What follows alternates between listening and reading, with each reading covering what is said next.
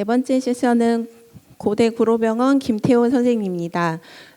강의할 주제는 심방 빈맥의 정기 생리학 검사라는 주제로 발표해 주실 건데요. 김태호 선생님은 최근 캄보디아로 해외 봉사를 다녀오셨는데 힘들었지만 좋은 경험이었다고 하시는데 그 열정을 응원하며 강의 부탁드리겠습니다.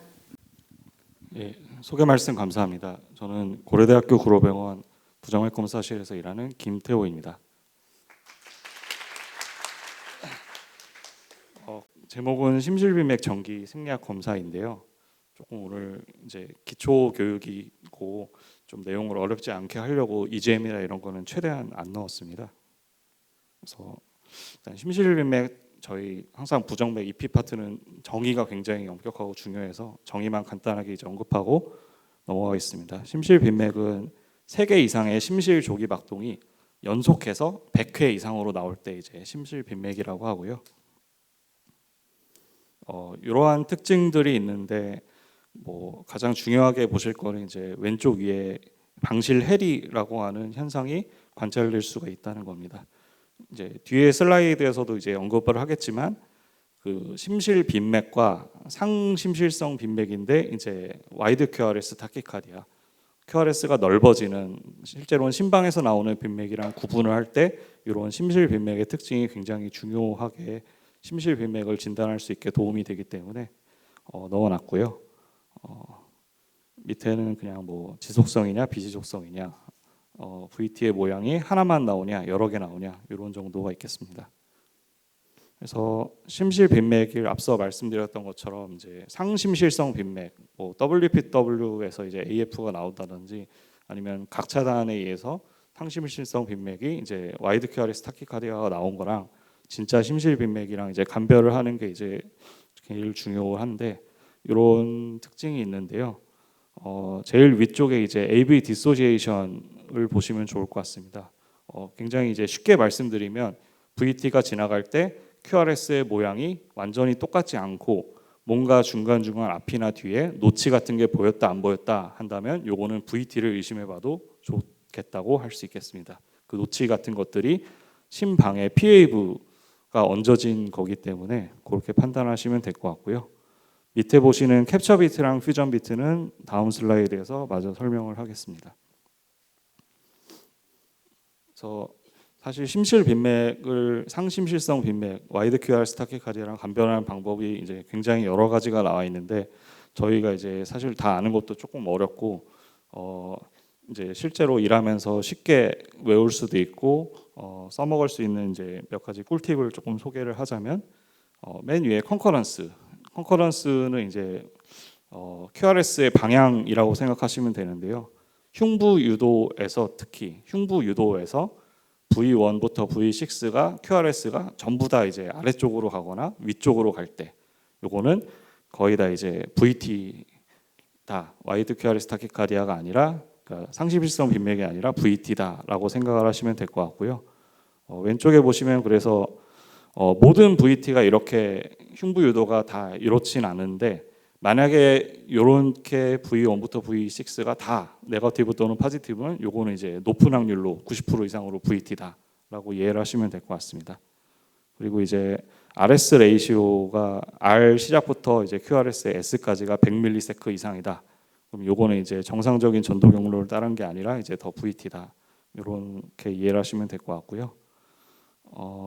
특히 이제 제일 마지막에 이제 캡처 비트랑 퓨전 비트에 대해서 간단히 설명을 하자면 그 VT가 이제 나오는 지점에서 계속 이제 심실을 흥분을 시키는데 VT가 만약에 레이트가 이제 빠르지 않고 느리면은 그 중간중간에 이제 사이너스 노드에서 나온 것들이 정상 전도 경로를 따라서 심실을 이제 흥분시켜서 VT 오리진 대신에 이제 사이너스에서 뛰게 할 수가 있는 거죠. 그렇게 이제 상황이 됐을 때 정상 사이너스 노드가 온전히 심실을 전부 다 탈분국을 시키면 그게 이제 캡처 비트가 돼서 본인의 정상 네로우 QRS 리듬이 나오는 거고, 일부는 이제 사이너스 노드에서 내려온 것과 일부는 VT의 오리진 사이트에서 나오는 것이 서로 경쟁을 하게 되면 그게 이제 퓨전 비트가 된다고 할 수 있겠습니다.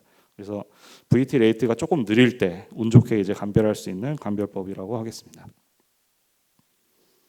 요거는 이제 추가로 더 공부하시고 싶은 분들을 위해 넣어놨고요. 저는 이제 뭐 기사분들도 계시지만 간호사분들도 계셔서 가볍게 이제 보험 기준이라든지 급여 기준 이것도 좀 넣어놓고 싶어서 가볍게 좀 설명을 해드리고 넘어가겠습니다. VT는 이제 급여 기준 보시면 알겠지만 좀 굉장히 심플합니다.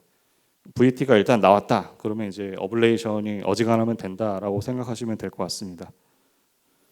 근데 이제 조금 재밌는 게 VT 어블레이션을 할 때 이제 특히 ICD랑 연관이 되어 있는 경우가 굉장히 많은데 요 이제 순서도 조금 중요하고 재밌어서 가져와 봤는데요. ICD를 넣은 환자를 VT를 어블레이션 하는 거랑 VT를 어블레이션 하고 ICD를 넣는 거랑 이게 조금 이제 심평원이나 이런 데서 받아들이는 게 다르기 때문에 좀 넣어놨습니다. 이제 보통 더 지금 보시는 슬라이드의 경우가 더 흔한 경우이고요. ICD를 넣은 환자인데 이제 계속 모노모픽 VT 한 가지 모양의 VT가 나오고 그것 때문에 이제 샥이 계속 나가고 환자가 힘들어한다면 어블레이션으로 이제 그거를 잡아볼 만해서 요거는 이제 유럽학회나 이런 데에서도 이제 권장을 하고 있는 가이드라서 심평원에서는 크게 문제가 안 되는데 요 반대의 경우 VT 어블레이션을 먼저 했는데 실패를 해서 ICD를 넣었다. 이런 경우 같은 경우는 심평원에서 ICD를 넣은 것 자체는 문제를 삼지 않지만 그 전에 했던 어블레이션이 이게 환자한테 적합한 치료를 한 거냐라고 이제 걸고 넘어질 소지가 있습니다. 굉장히 쉽게 말씀드리면 그럼 처음부터 이게 어블레이션으로 안 잡힐 VT면 그냥 ICD를 넣지 왜 VT 어블레이션을 하고 ICD를 넣었냐 이런 거라고 생각하시면 될 것 같고요. 그래서 요거는 이제 부정맥 학회에 이제 방금 바로 전에 제 발표에서 이제 심평원 보험 기준도 좀 논의하셨듯이 이렇게 아리까리하고 좀 특이한 케이스들 이 심평원에서 이제 보험 심사 급여가 허가가 났냐 안 났냐 이런 케이스들이 모여 있는 곳이 여기 부정맥 학회 홈페이지에 있더라고요. 그래서 나중에 이제 RFCA라든지 여기 보시면 죄송합니다. 여기 혹시 빨간색 포인터가 요건가요? 요거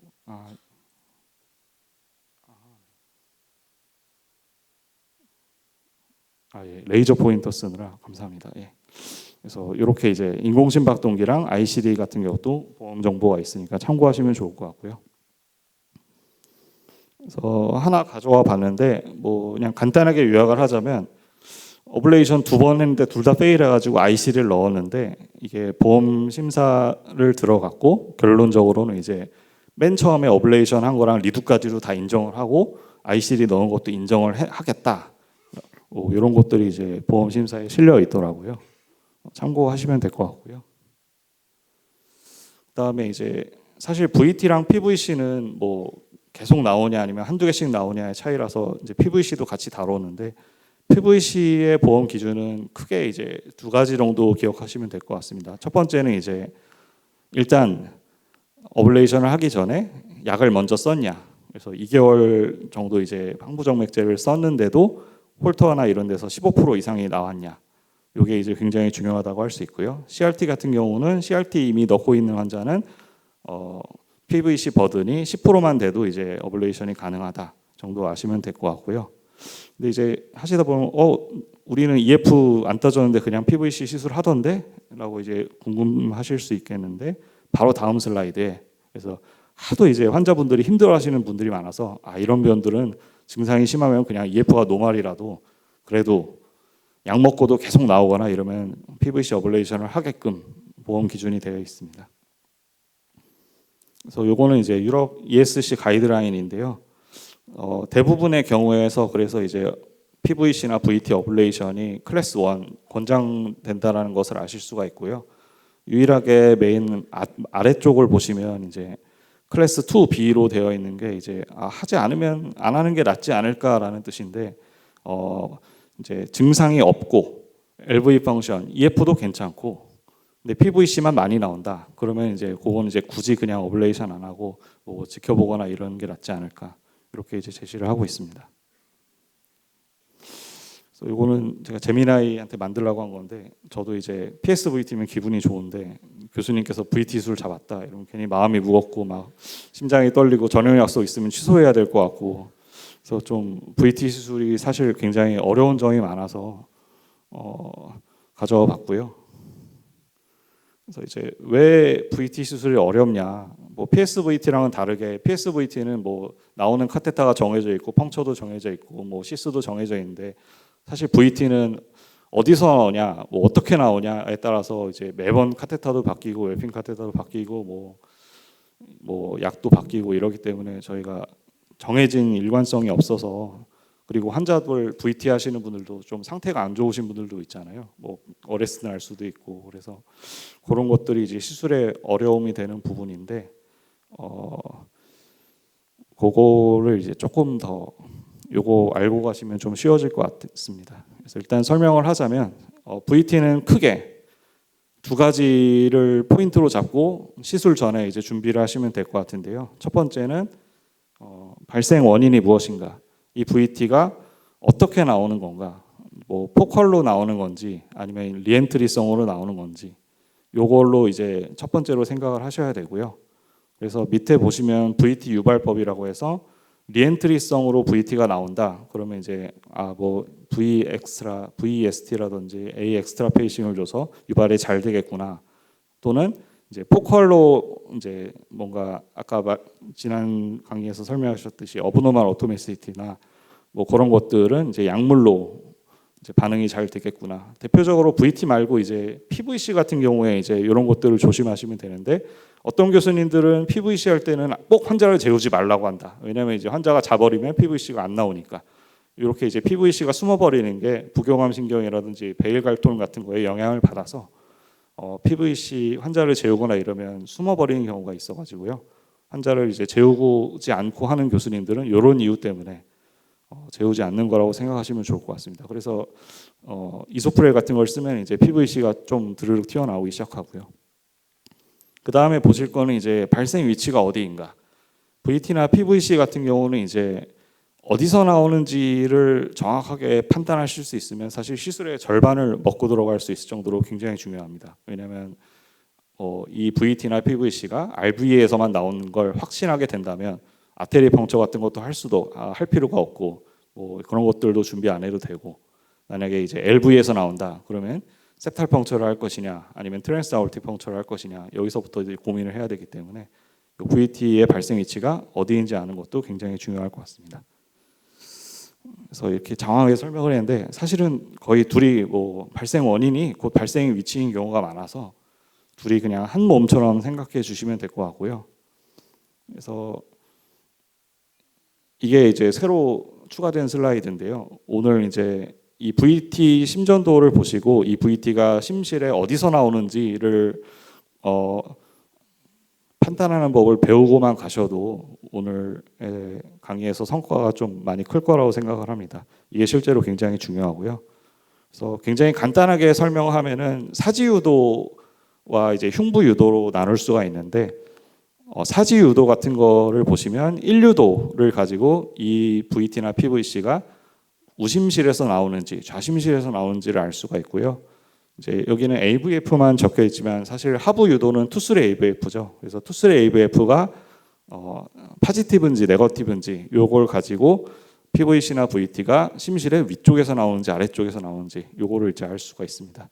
그리고 이제 오른쪽 그림 보시면 흉부유도에 정확히는 이제 이따 설명하겠지만 그 트랜지셔널 존 이행대라고 하는데, 이 이행대가 PVC나 VT에서 어떻게 나타나는지를 보고서 이 PVC가 앞쪽, 안테리어나 아니면 등 쪽, 배 쪽, 이렇게 뒤쪽에서 앞쪽이나 뒤쪽 어디에서 나타나는지를 알 수가 있습니다. 그래서 이거는 예를 들어서 이제 공부하시는 게 편할 것 같아서 뒤에 예를 하나 가져왔는데요. 요 PVC 같은 경우는 이제 오른쪽에 노란색 화살표 보시면 RVOT 미드셉툼에서 나오는 PVC인데, 먼저 천천히 한번 살펴보겠습니다. 먼저 흉부유도 보지 마시고 사지유도만 보시면은 이 리드 1에서 PVC가 거의 QRS가 플랫합니다. 그래서 이거는 딱 여기 오른쪽 보시면 노란색 점선. 이 QRS가 파지티브도 아니고 네거티브도 아니니까 심실의 완전 가운데에서 나오는 거구나라고 생각을 하시면 될 것 같고, 투쓰리 AVF가 굉장히 높습니다. 그러니까 이거는 심실의 굉장히 위쪽에서 나오는 거죠. 그래서 이 RVOT나 LVOT, 아웃플로우 트랙은 심실보다 위에 있기 때문에 이렇게 OT에서 나오는 PVC는 QRS 높이가 굉장히 높습니다. 그래서 두 가지를 종합해 보면은 RVOT 또는 LVOT의 거의 가운데서 나오는 거라고 아실 수가 있고, 이제 마지막으로 흉부 유도를 보시면은 제가 빨간색 동그라미를 두 개를 쳐놨는데요. 하나가 이제 환자 정상일 때 QRS에 동그라미를 쳤고, 두 번째는 이제 PVC 때의 QRS에 동그라미를 쳤습니다. 그래서 이 흉부유도에서 트랜지셔널 존, 이행대라는 거를 먼저 알고 계셔야 되는데, 굉장히 간단하게 말씀드리면 그 QRS의 흉부유도에서 위의 높이와 아래의 높이가 같아지는 지점이 이행대라고 볼 수 있겠습니다. 그래서 이 환자의 이행대는 V2에서 이미 높이가 같아졌는데, PVC는 V2, V3, V4 더 뒤인 곳에서 이제 QRS가 높아지기 시작하죠. 보시면 V3에서 PVC가 여기 QRS가 높은 것보다 아래쪽 키가 훨씬 더 크다는 걸 알 수 있습니다. 그래서 정상 트랜지션보다 V4 굉장히 늦기 때문에 이렇게 트랜지션이 정상보다 늦어지면은 RVOT에서 나온다라고 생각을 하시면 될 것 같습니다. 그래서 여기는 이제 어블레이션 RVOT 미드셉툼에서 어블레이션에서 없어졌고요. 반대로 이제 RVOT를 봤으니까 이제 LVOT, LCC나 RCC 이런 거에서 나오는 PVC도 하나를 가져와 봤습니다. 그래서 똑같은 방법으로 해보시면 리드 1이 포지티브도 있지만 네거티브가 더 큽니다. QRS가. 그러니까 요거는 살짝 더 왼쪽에서 나오는 거죠. 그래서 이거는 뭔가 우심실보다는 약간 좌심실 쪽 왼쪽에서 나오는 거겠구나라고 생각하실 수가 있고, 투쓰리 AVF가 굉장히 키가 높습니다. 그래서 요거는 역시나 이제 OTVT일 것이다, RVOT 또는 LVOT일 것이다 라고 판단하실 수가 있고, 마지막으로 흉부 유도를 보시면 이 환자의 정상 트랜지셔널, 그러니까 QRS의 아래쪽과 위쪽의 높이가 같아지는 지점이 V5나 V4나 V5 정도일 것 같은데, 벌써 PVC를 보시면 V1에서도 QRS가 꽤 높아지죠.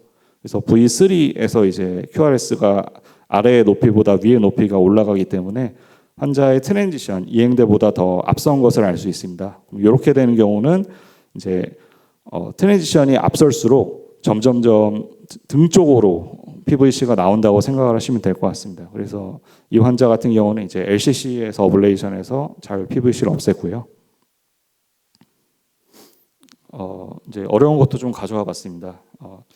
요거는 이제 사실 오른쪽에 답이 있는데, 일단은 살펴보시면 리드 1이 포지티브인 것보다 네거티브가 크니까 RV보다는 LV에서 나올 거고, 투쓰리 AVF가 포지티브입니다. 그래서 심실에 이제 조금 에이펙스보다는 베이스 쪽, 심실의 윗부분에서 나오는 것을 알 수가 있는데, 이 PVC의 흉부 유도를 보시면 뭔가 이상합니다. 뭔가 이행대 트랜지션 얘기를 해서 이행대를 찾아야 되는데 V1부터 V6가 전부 다 이제 포지티브입니다.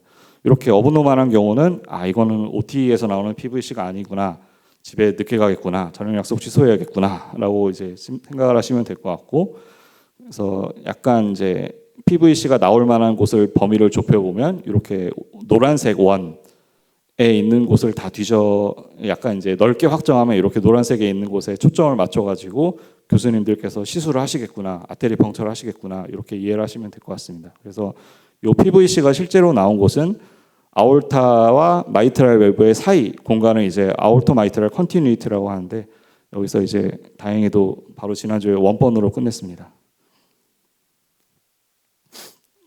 그래서 심실 빈맥과 PVC의 위치가 어디서 나오는지라는 게 굉장히 중요해서 좀 길게 설명을 했고요. 이제 대표적으로 저희가 어블레이션 시술을 하는 심실 빈맥의 종류에 대해서 살펴보고 강의를 마치겠습니다. 보시면 이제 목차가 있는데 총 4개를 다룰 예정이고요. 첫 번째로 이제 아웃플로우 트랙 VT 또는 PVC, 두 번째는 ILVT, 세 번째는 파필라리 머슬 VT.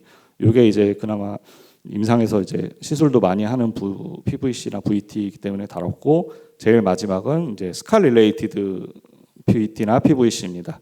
요거는 스카의 이제 에어리어가 어디냐에 따라서 이제 VT의 모양도 천차만별로 바뀌고 시술도 굉장히 어려워지기 때문에 따로 놔뒀고요. 그래서 조금 스카 릴레이트 요 스카 VT나 PVC를 조금만 더 자세하게 설명하자면 사실은 이제 VT나 PVC는 페이션트 히스토리 시술 전에 이제 이 환자의 병력을 먼저 체크하고 들어가시는 게 굉장히 중요한데 이 스카 VT나 PVC 같은 경우는 훨씬 더 페이션트 히스토리를 보는 게 중요하다고 할 수 있겠습니다. 왜냐하면 이제 MI가 왔던 곳, 예를 들어 RCA든 뭐 레프트 메인이든 서크든 그 관상동맥이 막혔던 곳에 이제 근육이 이제 죽어와서 거기가 이제 흉터, 스카가 형성이 되고 그쪽으로 이제 리엔트리가 돌아서 VT가 나올 가능성이 굉장히 높기 때문에 그쪽이 이제 어블레이션 타겟이 될 가능성이 높죠. 그래서 그 스카 에어리어를 봐서 교수님께서 어블레이션 카테터를 어디에 넣겠구나. 뭐 LAD가 막혔으면 이제 뭐 LV septum 쪽으로 넣거나 이제 위로 붙이겠죠. 뭐 그런 것들을 알 수가 있고 이 사람이 이제 특별하게 뭐 MI가 온 적도 없는데 HCMP가 있다. 그러면 이제 HCMP 같은 경우는 심실의 중격이 굉장히 두꺼워져서 나타나는 병이기 때문에 심실 어블레이션 하겠다. RV, LV 둘 다 뒤질 수 있겠구나. 이렇게 이제 준비를 하시면 될 것 같습니다. 그래서 RVOT, 아웃플로 트랙 VT는 앞서 이제 위치 로컬라이제이션 연습하면서 좀 했기 때문에 간단하게 넘어가겠습니다. VT의 특성은 이제 리엔트리가 아니라 포컬, 지연우탈 분국, 아까 설명했던 딜레이드 애프터 디폴라이제이션 메커니즘이고요. 아데노신을 주면은 이제 기가 막히게 VT가 터미네이션 되기 때문에 아데노신 센시티브라고 합니다. 운동부하 검사에서 유발이 잘 되고요. 그래서 한 번 더 이제 넣어놨는데 역시나 이제 흉부 유도에서 트랜지션이 RVOT는 늦고 LVOT는 빠르다라는 것만 이제 염두하시고 넘어가시면 될 것 같습니다. 그다음은 이제 ILVT, 특발성 좌심실 빈맥이라고 하는데요. 이게 이제 결론부터 말씀을 드리면 이름이 이제 굉장히 많은 VT 중에 하나입니다. 어떤 교수님들은 파시클라 VT다, 아니면 좀 나이 드신 교수님들은 베라센 VT다, 뭐 아니면 베라파밀 센시티브 VT다, 이제 이렇게 말씀을 하시는데 이게 다 사실은 하나의 VT를 가리키는 명칭입니다. 그래서 일단은 공식적으로는 이제 특발성 좌심실 빈맥 ILVT라고 이제 부르자라고 약속을 했고요. 이게 이제 VT가 회귀 기전, 리엔트리 기전으로 일어나고 어떤 리엔트리 서킷을 타냐, 특히 레프트의 파시큘러 번들이 리엔트리 서킷에 포함이 되어 있기 때문에 파시큘러 VT라고 부르시는 교수님도 많고, 베라센 VT, 이거는 이제 VT의 메커니즘을 규명한 의사 선생님이기 때문에 처음에 발견한 사람이라서 이제 베라센 VT라고 부르는 경우도 많습니다. 그래서 뭐 특징적으로 보시면 이제 파시큘러 VT, 섬유속이 인볼브 돼 있기 때문에 칼슘 채널 블로커 같은 걸 주면은 이제 그 파시큘러 쪽이 이제 전도 속도가 확 느려져 가지고 VT가 터미네이션이 잘 돼서 베라파밀 센시티브 VT라고 알고 있고요. 특이사항으로는 이제 V 페이싱 말고도 A 페이싱으로도 이제 인덕션이 잘 돼서 이피스터디 할 때 A 페이싱도 꼭 해봐야 되겠구나라고 생각을 하시면 될 것 같습니다. 그리고 가장 흔한 타입은 레프트 포스테리어 파시클을 리엔트리 서킷에 포함하는 VT가 제일 흔합니다. 그래서 항상 이런 파시큘러 VT 하면 교수님들이 P1 어딨어? P1 어딨어? P2야 이거? 이렇게 이제 계속 물어보시는데 도대체 P1이 뭐고 P2가 뭐냐 궁금해하셨을 분들이 많은데요. 일단은 P1부터 살펴보시면 그 AV NRT를 생각하시면 편한데 이제 AV NRT에서 P1이 약간 슬로우 패스웨이에 해당된다고 생각을 하시면 될 것 같습니다. 그래서 여기가 파시큘러 VT에서는 느리게 전도되는 경로이고요. VT의 이제 이완기에 나타나고 슬로우 컨덕션 존이고 이제 바로 여기 P1이 베라파밀에 민감하게 반응하는 부위입니다. 제가 설명을 하나 놓쳤는데 P1이 뭐고 P2가 뭐냐? 이 P가 포텐셜의 약자입니다. 그래서 이제 EGM 카테타나 이제 그 일렉트로드 카테타를 집어넣었을 때 이 파시큘러 VT가 막 가고 있는 상황에서 그 예를 들어서 데카 카테타나 크리스타 같은 20극짜리 카테타를 넣었는데 그 그 VT의 앞에 보이는 포텐셜을 P1이라고 이름을 붙인 거고 VT에서 약간 뒤쪽에 보이는 포텐셜을 P2라고 이름을 붙인 겁니다. 그리고 P2는 이제 AV NRT로 따지면은 레트로그레이드, 약간 패스트 패스웨이라고 생각을 하시면 되고요. P2가 사실은 레프트 포스테리어 파시클에 해당된다고 생각하시면 될 것 같습니다. 밑에 그림들은 이제 레프트 포스테리어 파시클 말고 다른 쪽으로도 이제 리엔트리가 발생할 수 있다라는 그림이 있는데, 이렇게 되면 이제 머리가 막 빠가지기 시작하고, 그냥 보통은 이제 90%는 다 포스테리어 파시클이기 때문에 이 그림을 기억하시면 좋을 것 같습니다. 그래서 어블레이션을 그럼 어디를 해야 되냐? AV NRT도 슬로우 패스웨이를 타겟으로 해서 느린 전도 경로를 자르기 때문에 파시큘러 VT에서도 보통은 이제 P1을 타겟을 하게 되고요. 도저히 P1을 못 찾겠다 싶으면 이제 P2를 열심히 찾아서 P2와 P1이 만나는 부분을 어블레이션을 타겟으로 해서 파시큘러 VT를 터미네이션 시키는 것으로 알고 있습니다. EGM은 생략하겠습니다. 그래서 파시큘러 VT의 심전도의 역시나 이제 11리드 모양을 좀 기억을 하시면 좋은 게, 다시 전에 슬라이드로 다시 돌아가 보면 레프트 포스테리어 파시클로 VT가 돌기 때문에 레프트 안테리어 파시클은 그 파시클로 돌지 못하고 약간 느리게 레프트 안테리어 파시클을 이용을 하지 못합니다. 그래서 자연스럽게 이제 레프트 안테리어 파시클라 블럭의 모양이 나타나고 LV에서 돌기 때문에 라이트 번들 브랜치 블럭의 모양도 같이 나타난다고 생각하시면 될 것 같습니다. 그래서 V1을 보시면 이제 RBBB 모폴로지일 때 나타나는 토끼기 모양이 보이고요. 이 레프트 안테리어 파시클라 블럭은 간단하게 설명하자면 레프트 안테리어 파시클라 블럭이 되면 이제 2,3 AVF가 밑으로 처지게 됩니다. 그리고 레프트 엑시스 데비에이션이 되기 때문에 이런 이제 심전도의 모양이 나타나게 됩니다. 요거는 이제 파란색 화살표는 이제 캡처 빛이 나타난 거고, 캡처 빛이 운 좋게 관찰이 됐으니까 이거는 VT가 맞다라고 이해를 하시면 될 것 같습니다. 마지막으로 이제 그 특발성 VT 중에 파필라리 머슬 VT인데요. 파필라리 머슬 VT는 이제 파시클라 VT랑 좀 비슷하지만 다른 VT고 구분을 잘 하셔야 되는데, 이것도 이제 LV의 포스테로 메디얼 파필라리 머슬에서 가장 흔하게 나타납니다. 그래서 파필라리 머슬이라는 거는 그 밸브의 판막을 열고 닫는 데 관여하는 이제 유두근이라는 건데요. 이 마이트랄 밸브는 이제 밸브가 두 개가 있기 때문에 파필라리 머슬 또한 역시나 두 개가 있습니다. 하나는 이제 포스테로 septal 쪽에 있는 포스테로 파필라리 머슬이 있고, 하나는 LV의 앞쪽 약간 자유 프리월 쪽에 있는 안테로 라테랄 파필라리 머슬이 있습니다. 그 중에서 이제 포스테로 파필라리 머슬, 포스테로 메디얼 파필라리 머슬에서 포컬하게 이제 VT가 잘 나타나는 것으로 알고 있고요. 특이사항으로는 그럼 우리는 뭘 준비해야 되냐? 여기가 이제 밸브가 열고 닫히고 막 근육도 막 파필라리 머슬이 수축했다 이완했다 하기 때문에 어블레이션 카테타가 스테이블하게 컨택을 유지하기가 쉽지가 않습니다. 그래서 이제 보통 아이스 카테타를 넣어서 파필라리 머슬과 어블레이션 카테타가 잘 닿고 있는지 확인하면서 어블레이션을 하는 경우가 많아서 이런 파필라리 머슬 VT가 의심된다면 아이스 카테타도 쓰시겠구나라고 이해를 하시면 될 것 같고요. 밑에 넣는 거는 이제 보통은 그림을 보시면 이렇게 트랜스 아올틱으로 해서 그 어블레이션 카테타가 들어가게 되면 트랜스 아올틱 어프로치 같은 경우는 포스테리어나 이제 septum 쪽이 컨택이 잘 되기 때문에 마찬가지로 포스테리어 파필라리 머슬이 컨택이 잘 돼서 트랜스셉탈 어프로치보다는 트랜스 아올틱 어프로치로 시술을 하시는 교수님들이 많습니다. 근데 만약에 포스테리어 파필라리 머슬이 아니라 이렇게 안테리오 파필라리 머슬이면은 트랜스 아올틱에서 어블레이션이 카테타가 접근하는 것보다는 마이트랄 밸브에서 접근하는 게 뭔가 방향도 자연스럽고 카테타도 덜 꺾어도 돼서 논문 같은 거 찾아보시면 안테로라테랄에서는 트랜스셉탈 어프로치가 트랜스 아올틱보다 이제 아웃컴이 약간 더 좋더라라는 거를 알 수가 있습니다. 그래서 이렇게 아이스 가지고 이제 보는 거를 잠깐 넣어놨고요.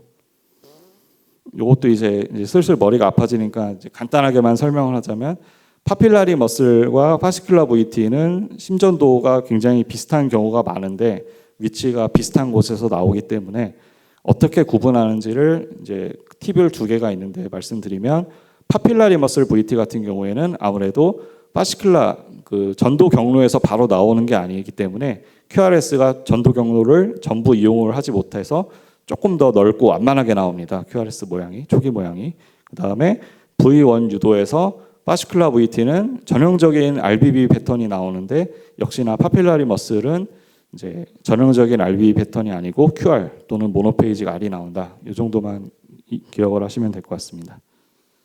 시간이 오버돼서 조금 빨리 설명하겠습니다. 스카는 아까 이제 말씀드렸지만 페이션트 히스토리가 굉장히 중요하고요. 뭐 리엔트리 메커니즘이고 페이스 매핑도 할 수 있고 엔트리먼트도 할 수 있습니다. 요거는 유니폴라인데 그냥 넘어가겠습니다. 유니폴라에서 QS가 보이는 데가 어블레이션이 잘 돼야 됩니다. 그래서 스카 릴레이티드 PVC나 VT 같은 경우는 그 스카가 리엔트리 서킷을 형성하기 때문에 리엔트리성 VT나 이제 뭐 PSVT도 마찬가지지만 부정맥을 유발시킬 때는 페이싱으로 유발시키는 방법이 효과적이고요. 그래서 저희 고대 구로에서 쓰고 있는 프로토콜을 가져와 봤는데 먼저 VST 싱글로 400부터 400, 300으로 이제 시작을 해서 쭉쭉 내립니다. 20ms씩. 그래서 S2의 ERP가 되는 값이 언제인지 관찰을 하고 그 ERP가 되는 값에서 50ms를 더한 값으로 VT 스타디를 더블 한 사이클 반복하고 트리플을 한 사이클을 반복합니다. 그래서 S3를 먼저 10씩 내리고 첫 번째 사이클은 두 번째 사이클은 S2와 S3를 계단식으로 이제 10ms씩 내리게 됩니다. 그다음에 더블로 해도 안 나오면 이제 트리플로 반복을 하고요. 트리플로 해도 안 나온다. 그럼 이제 이소프레 같은 걸 쓰고 이제 다시 S1을 400이 아니라 뭐 350이나 300으로 더 빠르게 해서 반복할 수 있겠습니다. 그래서 VT나 이제 PVC 같은 스카 릴레이티드 VT, PVC를 어블레이션 하기 위해서는 이제 스카 에어리어나 이런 데가 어딘지, VT나 PVC가 튀어나오는 엑시트 사이트가 어딘지를 이제 감별하는 게 중요한데요. 제가 배운 팁 중에 하나는 이제 하이 아웃풋으로 페이싱을 하게 되면 스카 에어리어보다 더 넓은 범위가 캡처가 되기 때문에 우리가 원하는 이제 스카에서 딱 튀어나오는 모양을 관찰할 수 없어서 가급적 아웃풋을 낮춰서 페이싱하라 이렇게 배웠고요. VT 같은 경우에는 이제 그러면 페이스 매핑할 때 어떻게 페이싱을 빠르게 하냐?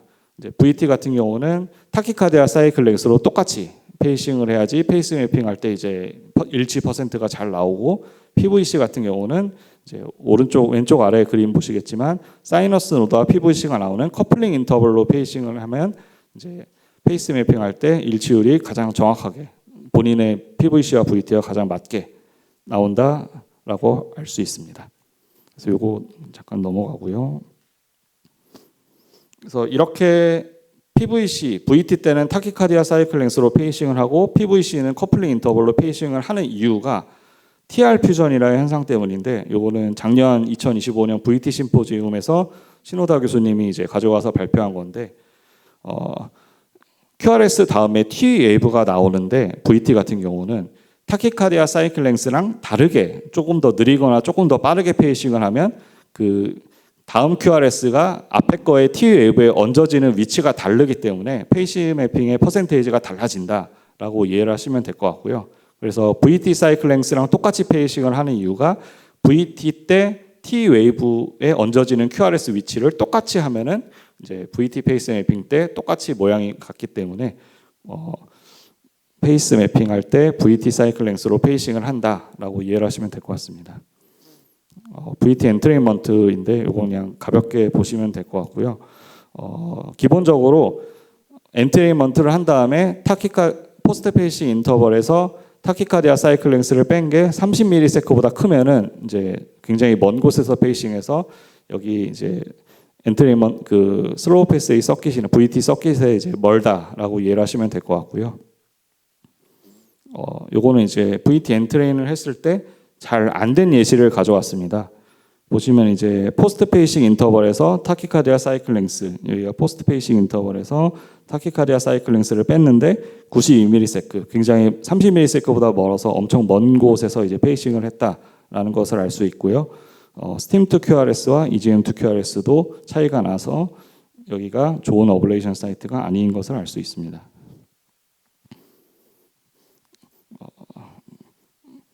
거의 슬라이드 2개 남았는데 금방 하겠습니다. 예, 그래서 사실은 저희가 VT 어블레이션 할 때 3D를 쓰는 경우가 굉장히 많아서 3D에서는 그런 VT나 이런 스카 릴레이티드 PVC를 어떻게 어블레이션 할까 궁금해하시는 분들이 있을까봐 가져왔는데, 요 스카 릴레이티드 VT에서는 어블레이션 사이트를 어떻게 참고를 하냐, 요 미드 다이어스톨릭 포텐셜을 기반으로 이제 어블레이션 사이트를 정한다고 생각하시면 될 것 같습니다. 그래서 아주 간단하게 컨셉에 대해서 말씀을 드리면, VT의 이제 메커니즘이 리엔트리인데 NRT랑 마찬가지로 패스트 패스웨이를 지날 때가 있고 VT가 이제 슬로우 패스웨이를 지날 때가 있는데요. 그 슬로우 패스웨이를 지날 때가 VT의 QRS와 QRS의 사이가 시간상으로는 사이가 되게 되고, 그때 이제 매핑 카테타나 어블레이션 카테타를 스카 에어리어에다 갖다 댔을 때 이렇게 뭔가 작고 찌글찌글한 포텐셜이 보이면 여기가 이제 VT 리엔트리 서킷의 슬로우 컨덕션 존, 크리티컬 이스무스라고 판단해서 여기를 어블레이션으로 타겟으로 하는 경우가 많고, 이게 이제 QRS와 QRS 사이 심실이 수축하게 되면 QRS가 나오기 때문에 QRS가 나올 때는 시스톨릭 피리어드인데 QRS와 QRS의 사이 심실 이완기에서 나오는 포텐셜이기 때문에 이름이 미드 다이어스톨릭 포텐셜이라고 붙여져 있습니다. 그래서 요거를 마지막 슬라이드인데요. 요거를 이제 3D에서는 그러면 어떻게 이용을 하냐? 이름은 이제 IRAM이라고 하는 건데 좀 영어가 굉장히 어렵지만 이소크로널 레이트 액티베이션 매핑이고, 요거는 이제 장점이 VT 상태에서가 아니라 뭔가 VT 상태에서 BP도 떨어지고 아니면 VT가 인덕션이 잘 안 될 때 사이너스 리듬에서 써먹을 수 있는 방법입니다. 그래서 컨셉은 사이너스 리듬에서 스카 에어리어를 이제 3D로 매핑하는 방법인데, 이제 예를 들어서 벤트리클 가장 왼쪽 그림을 보시면 LV를 이제 매핑 카테터로 볼티지 맵을 했는데요.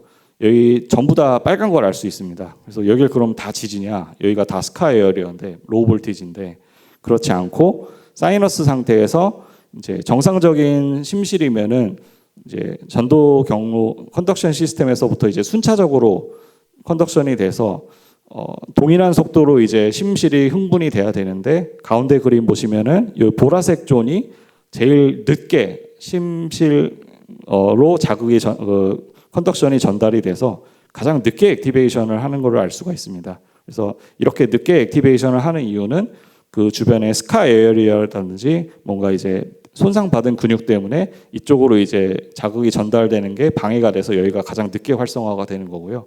가장 늦게 활성화가 되기 때문에 여기가 슬로우 컨덕션 존이 돼서 여기를 타겟으로 이제 어블레이션을 하면은 VT도 잘 없어지지 않을까라는 컨셉으로 나온 게 이제 IRAM이라고 생각하시면 되겠습니다. 경청해 주셔서 감사합니다.